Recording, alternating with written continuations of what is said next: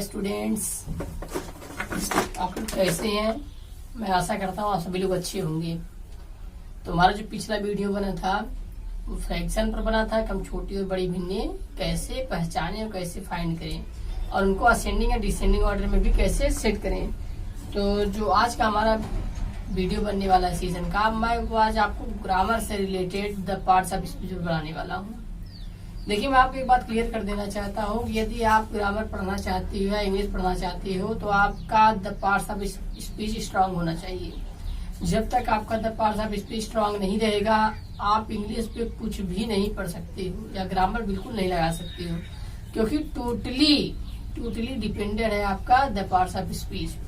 आप एकदम ध्यान में रख लीजिए। जब आप द पार्ट्स ऑफ स्पीच को समझ जाओगे पूरी तरीके से, तभी आप कोई भी ग्रामर से रिलेटेड वर्क कर सकते हो आगे। तो चलिए, मैं आज आपको सबसे पहले ले चलता हूँ द पार्ट्स ऑफ स्पीच की तरफ, कैसे आपको द पार्ट्स ऑफ स्पीच जो है देखना है।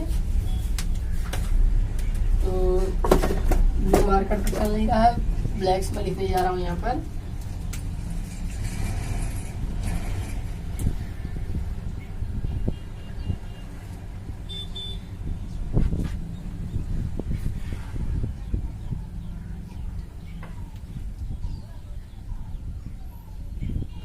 The parts of speech. Parts means हो गया भाग, स्पीच मीन्स जो हम अब बातें कर रहे हैं, हमारा वाक्यांश, मतलब हमारे वाक्यांश के इतने भाग होते हैं, किस प्रकार उसको डेरिवेट किया जाए, इसी बारे में हम द पार्ट्स ऑफ स्पीच पूरी तरह से जानकारी प्राप्त करेंगे। तो मैं आपको बता दूं, द पार्ट्स ऑफ स्पीच जो है आपका 8 प्रकार होता है। There are 8 types of parts of speech. मैं 8 देखूंगा और आज मैं ज़्यादा नहीं देख करके 8 आपको दिखाऊंगा अलग से, और 8 का डिफिनेशन भी दिखाऊंगा। तो शॉर्टली सबसे पहले चलिए हम लोग जो है देख लेते हैं 8 का वर्ड प्रोनाउंसिएशन के साथ। तो इसमें आपका पहला जो है वो आपका है नाउन, सेकंड आपका होता है प्रोनाउन, थर्ड आपका होता है एडजेक्टिव, फोर्थ नंबर पे आपका है वर्ब, उसके बाद है एडवर्ब, उसके बाद है प्रीपोजिशन,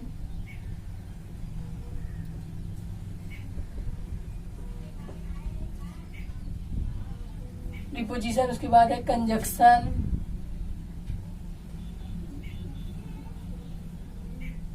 CONJUNCTION होता है स्पेलिंग, और नंबर लास्ट पर आपका intersection INTERJECTION।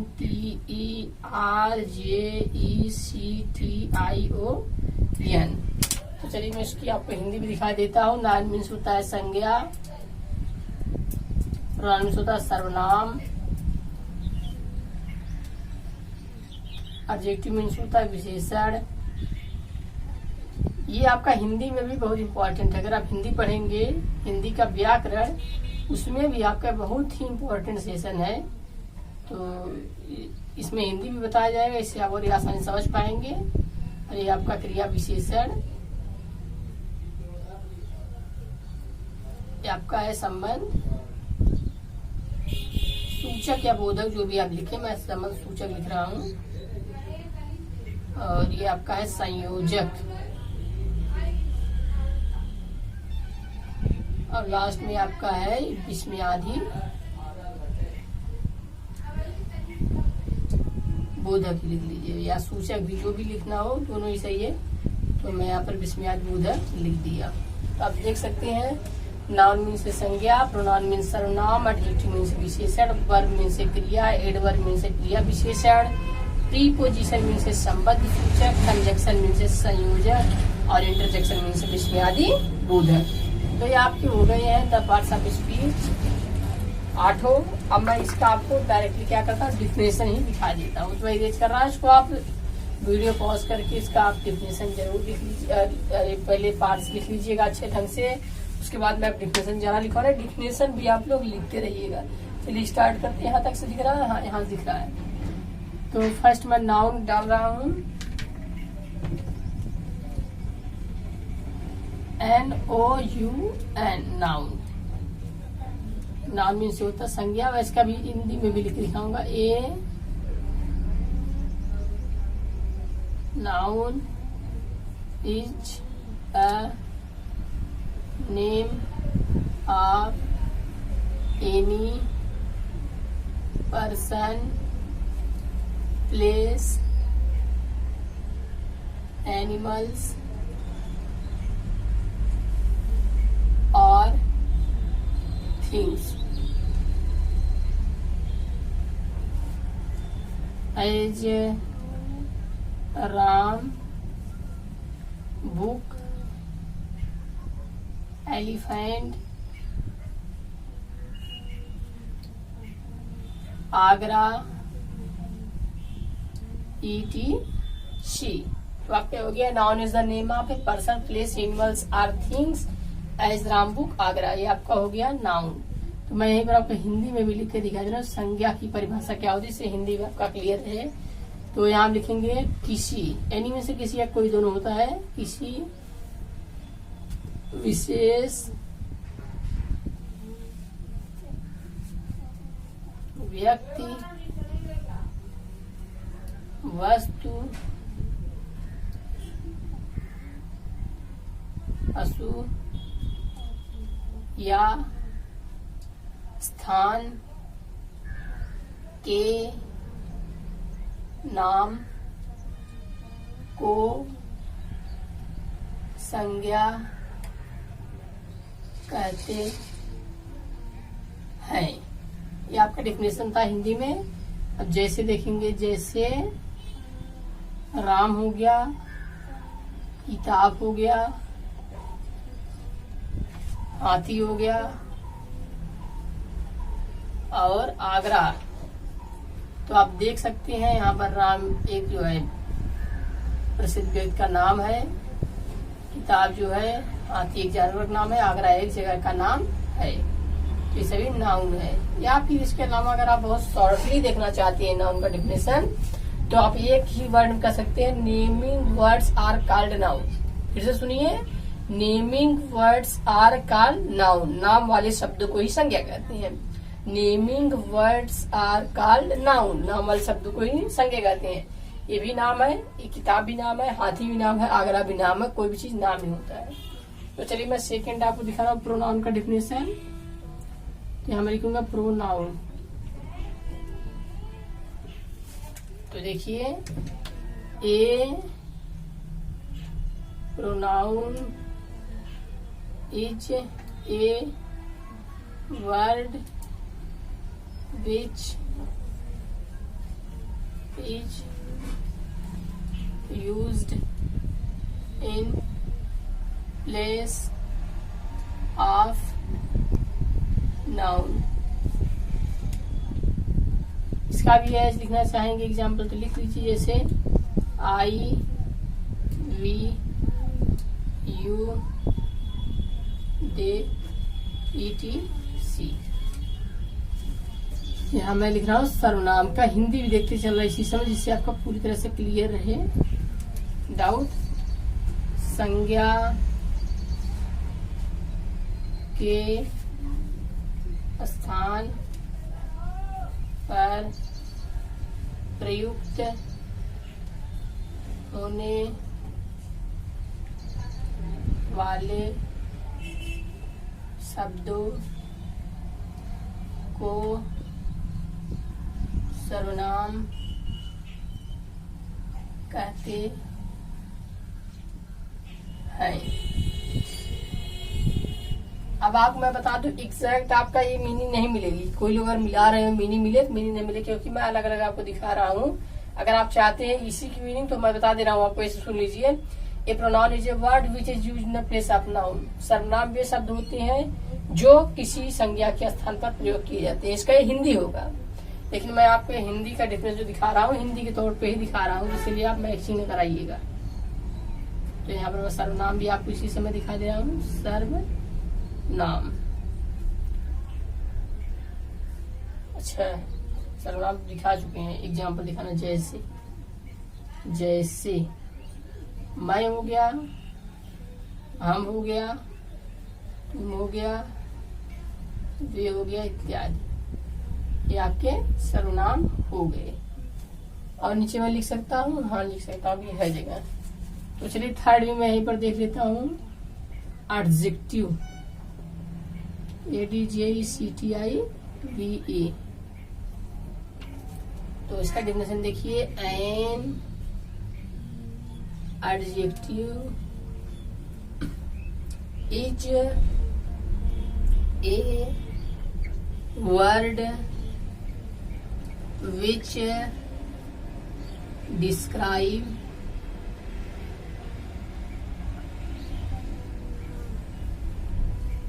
a noun or pronoun।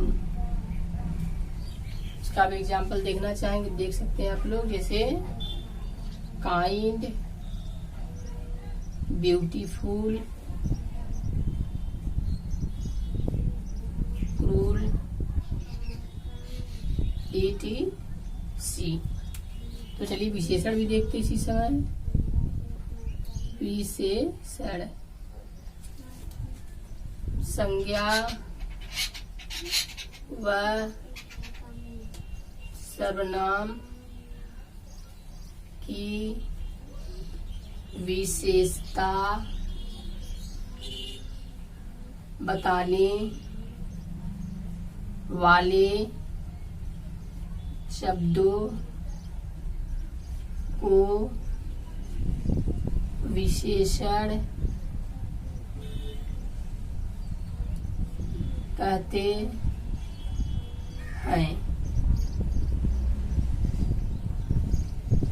विशेषण कहते हैं, जैसे दयालु, कोई व्यक्ति दयालु है तो उसकी विशेषता है, कोई व्यक्ति सुंदर है तो वो भी उसकी विशेषता है, और कोई व्यक्ति अगर घमंडी है तो ये भी उसकी विशेषता ही है, इत्यादि कर देंगे। तो आप देख सकते हैं नाउन, प्रोनाउन, एडजेक्टिव का डिफिनेशन अब तक हम लोग देख चुके हैं। हमको 5 और देखना, एक आंख और देख सकते हैं यहाँ पर, नहीं देख सकते। तो चलिए इरेज करते हैं, अगला देखेंगे ऊपर। अब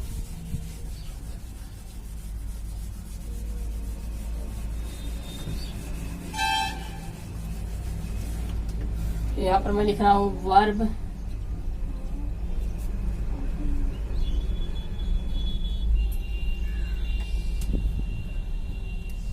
तो मैं लिखूंगा द,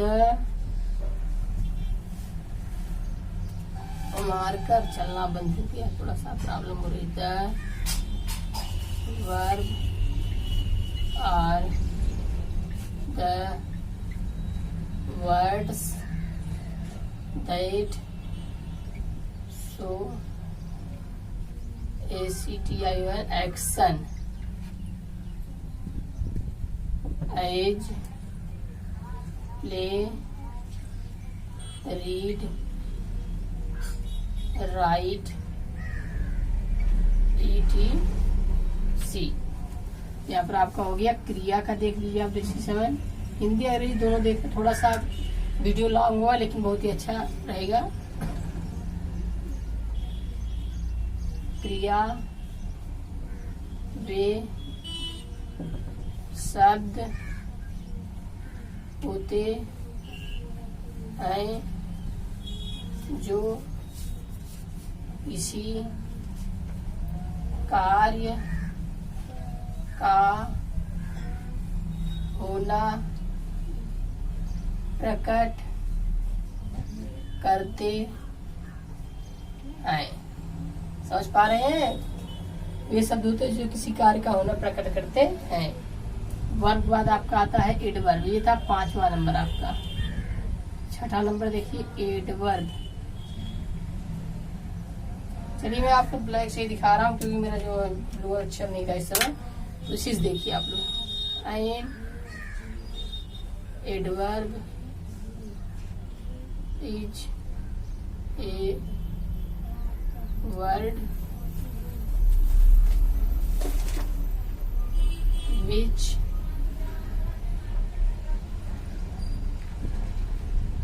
modifies an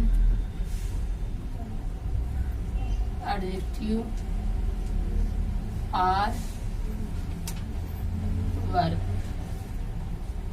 एग्जाम्पल इसी लाइन देख लेते हैं। चलिए एग्जाम्पल छोड़िए, देख ही लीजिए भाई। ऐसे वेरी मोर etc।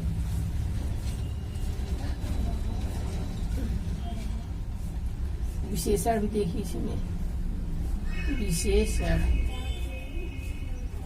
ये क्रिया का है, इसलिए यहाँ पर क्रिया विशेषण, क्रिया विशेषण। तो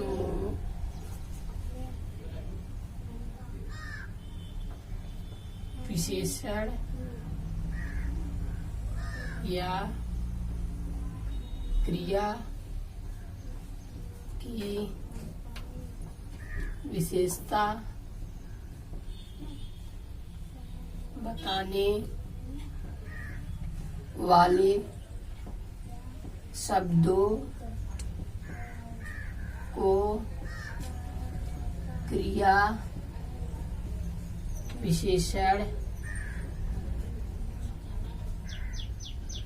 कहते हैं। जैसे बहुत, अधिक, कम इत्यादि। ये आपका हो गया एग्जाम्पल। तो ये 7वां नंबर तक हम देख चुके हैं, 6वां नंबर तक। चलिए 7वां देख लेते हैं, इसी लाइन में देख लें। आपको दिख पा रहा है नहीं? हाँ, दिख तो पा ही रहा होगा। तो मैं यहाँ थोड़ा सा पीछे हो जा रहा हूँ, मैं आपको केवल दिखाऊंगा। चलिए आप लोग ब्लैक बोर्ड ही देखिए। 7वां प्रीपोजिशन देखिए, PREPOSITION preposition. A preposition is a word which placed before a noun or pronoun to show its relation with other words in sentence। अब देखिए संबंध बोधक दिखा दे आपको, संबंध सूचक। मेरे ख्याल संबंध सूचक वे वाक्य होते, शब्द, वे शब्द होते हैं जो किसी संज्ञा या सर्वनाम से पहले प्रयुक्त होकर उसका संबंध वाक्य में अन्य शब्दों के साथ दिखाते हैं। जान लीजिए आपका जो प्रीपोजिशन का डिफिनेशन है, यही सबसे बड़ा होता है। उसको थोड़ा सा आपको याद करने में उसका प्रॉब्लम भी हो, लेकिन उसको आप लिख करके बहुत मन से याद करिए, याद हो जाए, कोई प्रॉब्लम नहीं होने वाली है। हमारा लास्ट बच रहा है इंटरजेक्शन, उसका डिफिनेशन देखेंगे तो हमारा वीडियो लगभग पूरा हो जाएगा। तो मैं इसको इरेज कर रहा हूँ।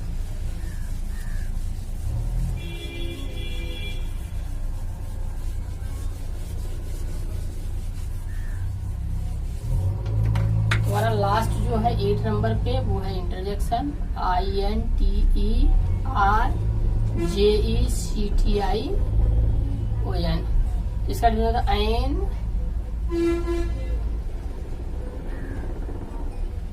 Interjection is a word which express some sudden feelings of heart। Example तो आप लिख सकते हैं सरप्राइज, ग्रीफ, ETC। या है विस्मयादि,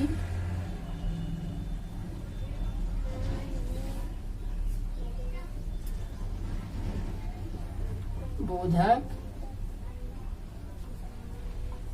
वाक्य। तो लिखेंगे विस्मयादि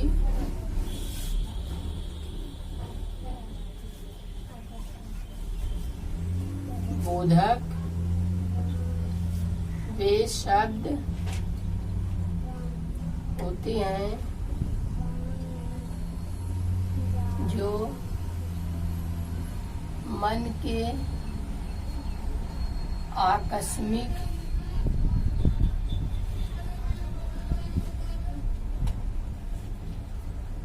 भावों को प्रकट करते हैं। जैसे आप लिख सकते हैं अरे दुख, क्रोध, आश्चर्य इत्यादि।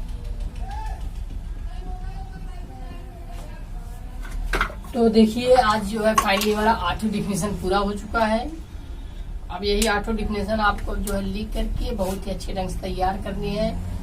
देखिए आपका मोस्ट इम्पॉर्टेंट है डिफिनेशन। जब डिफिनेशंस को आप कवर कर लेंगे, अब इसका हमें आंसर टाइप्स देखना है। जब हम इतनी चीजें सीख जाएंगे तो ऑटोमेटिकली मतलब इंग्लिश बहुत ही इजी है। इंग्लिश लोग जो डरते हैं इंग्लिश बहुत कठिन है, इंग्लिश कठिन नहीं है, बस हमें उसे स्टेप बाय स्टेप सीखने की जरूरत है। कि आपको बता दे grammar portion the parts of speech is the key of learning of English education. जो अगर आपको अंग्रेजी सीखना है एक चाबी का काम करती है द पार्ट्स ऑफ स्पीच। जब आप इसको क्लियर कर लेंगे, अब यही नहीं इसका एक डिफिनेशन तैयार कर ली तो हमें पूरा आ गया, ऐसी कोई बात नहीं है। अब इसके अंदर चलेंगे तो एक जान लीजिए भंडार गृह है, एक स्टोर रूम है, एक उसमें बहुत सारे